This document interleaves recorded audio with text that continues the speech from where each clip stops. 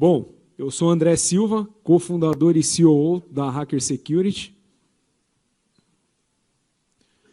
Bom, antes da gente começar a falar sobre testes de invasão, nós temos que entender qual o motivo da gente realizar um teste de invasão, teste de intrusão ou penetration test, ou pen test. Na verdade, o objetivo de um teste de invasão, como dizia um amigo meu, é simplesmente invadir para prevenir e quebrar os pilares de segurança. Claro, de uma forma ética, desde que você tenha autorização para fazer isso.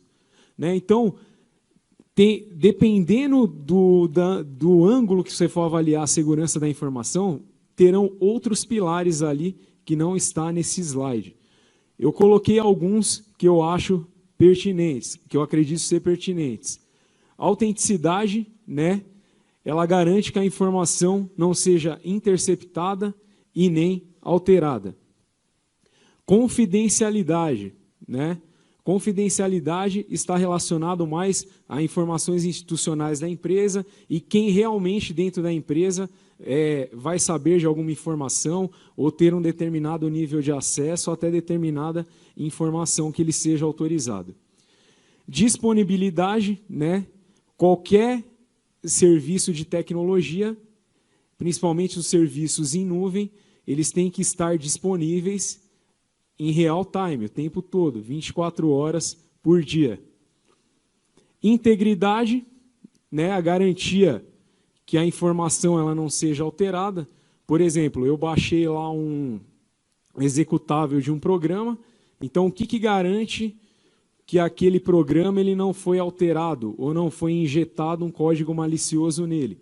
Né? Então o primeiro passo é você baixar ele do site do fabricante. Como foi citado aqui, né, não baixar do Baixa Aqui, Super Downloads ou qualquer outro site aí, né, que de certa forma facilita esse acesso. A legalidade ela está relacionada, né, o que define a informação dentro da legislação de cada país. Então, cada país tem uma legislação específica para a segurança. Bonito, né, esse fundo aí da Hacker Security, né? Meio black hat, né? Mas não é nada disso. Então vamos lá, teste de invasão. Bom, como que é, na verdade, essa carreira dentro do ethical hacking? Né? Só para vocês terem uma ideia, o profissional, né, o profissional hacker ético, vou citar um exemplo aqui do Brasil. De 2013 para cá, esse profissional começou a ser muito procurado, muito buscado pelas empresas. Isso principalmente nas grandes metrópoles. Não só empresas multinacionais, como médias e pequenas empresas. Bom, como que é então, André, essa carreira aí dentro do ethical hacking? Né, na terça-feira achei interessante, na palestra do Felipe, um rapaz, um aluno dele tinha perguntado para ele uma vez, falou assim, quero parar com a análise e desenvolvimento, eu quero só estudar malware. E aí o Felipe falou para ele assim, então desiste, porque como você quer estudar malware se você não entende de programação e rede? Então, se você quer ser um pen tester, né, ou um analista de segurança, como é definido em algumas empresas, você tem que entender muito bem de programação e tem que entender muito bem de rede. Essas skills são o mínimo que um profissional tem que ter hoje no mercado. E as exigências para esse tipo de contratação hoje, elas são inúmeras. Desde a parte de formação, certificações, muitas vezes indicações. E o pentester ele é definido, né, dividido em alguns níveis. Então, nós temos o profissional júnior. O que é um profissional júnior? É aquele profissional que ele está se desenvolvendo. Então, ele só utiliza algumas ferramentas prontas e próprias para realizar testes de invasão. Nós temos o profissional pleno. O profissional pleno é aquele profissional que ele já tem um bom conhecimento em programação, uma boa base de redes, e é aquele profissional que ele tem a capacidade de desenvolver algumas ferramentas dentro dessa área de pentest, dessa área de teste de intrusão. E, por último, nós temos o profissional sênior, que seria, além de pesquisador, aquele profissional que ele encontra e reporta novas falhas a empresas, que nós chamamos de Zero Days. Por exemplo, eu encontrei uma falha, vamos dar um exemplo, encontrei uma falha no PHP. Vou lá, faço o reporte dessa falha lá no CVE, que é um site próprio para isso. Então, um profissional pleno é um profissional mais capacitado. Certificações.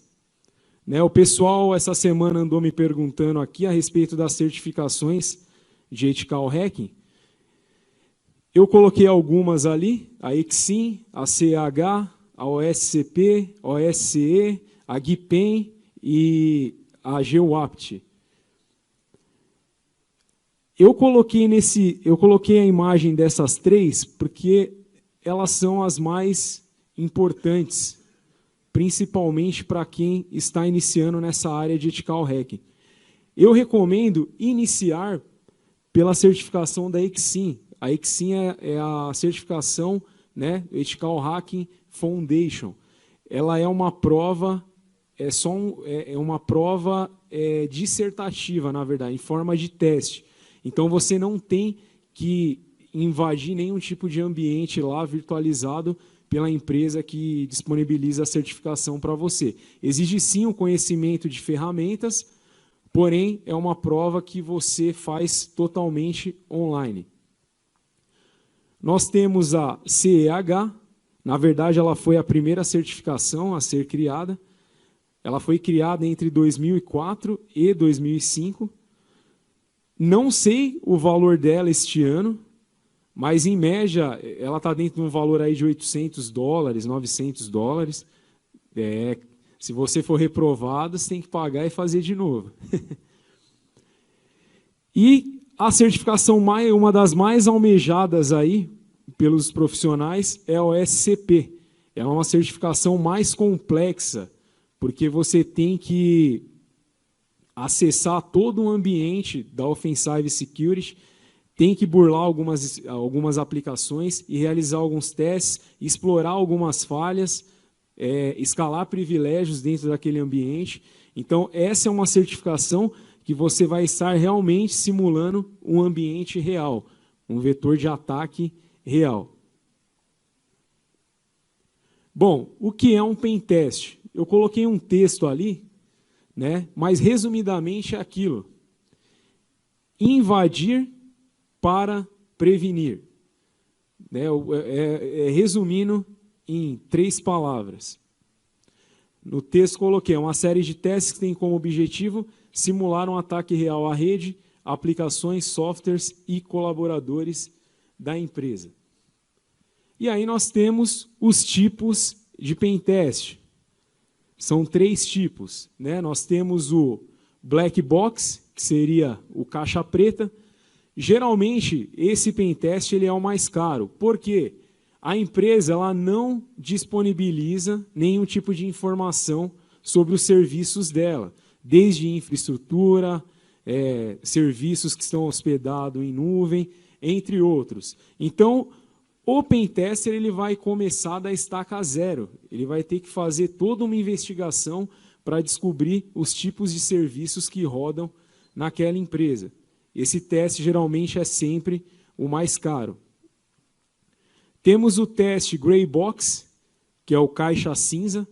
Geralmente, esse tipo de teste, a empresa pede quando ela precisa fazer algum tipo de investigação. Por exemplo, a empresa é dividida em diversos setores. Tem um gestor para o banco de dados, outro para a infraestrutura, outro que coordena os desenvolvedores. Mas se eu demitir esse gestor hoje, quanto tempo será que ele vai continuar tendo acesso na intranet da empresa. Será que existe uma política para isso? Para cortar o acesso desse gestor? Ou se esse gestor tiver alguma chateação com a empresa, o acesso que ele tem hoje no sistema, quais os tipos de males que ele poderia causar à empresa com o acesso que ele tem hoje, que foi dado pela empresa? Geralmente esse é o teste Gray Box. E nós temos o teste White Box. Geralmente é aquele teste que a empresa, né, vai te chamar para ir lá conhecer a infraestrutura, vai te apresentar todos os serviços, toda a estrutura, a equipe, né, os dispositivos, endereços, sistemas operacionais, entre outros. Então você vai ter acesso, né, a todo o mapa da infraestrutura ali da empresa, que rege aquela empresa. Bom, vamos falar sobre os tipos de vulnerabilidades. O que um pentester, né, um analista de segurança, o que ele vai explorar dentro do ambiente corporativo? Né? Então, ele pode explorar os usuários, a parte de infraestrutura de rede, configurações. Por exemplo, se existe um serviço na empresa que está mal configurado, você concorda que eu posso conseguir ter um acesso àquele serviço muito mais fácil do que se ele estivesse bem configurado? De repente, se ele estivesse bem configurado, eu não conseguiria fazer um ataque de força bruta, que seria tentar descobrir a senha através de uma word list. Dispositivos móveis, softwares em gerais e aplicações em nuvem. Bom, e nós temos dois tipos de vetores, né? Dois tipos de ataques que nós realizamos. Um é voltado para o usuário e o outro voltado ao servidor da empresa.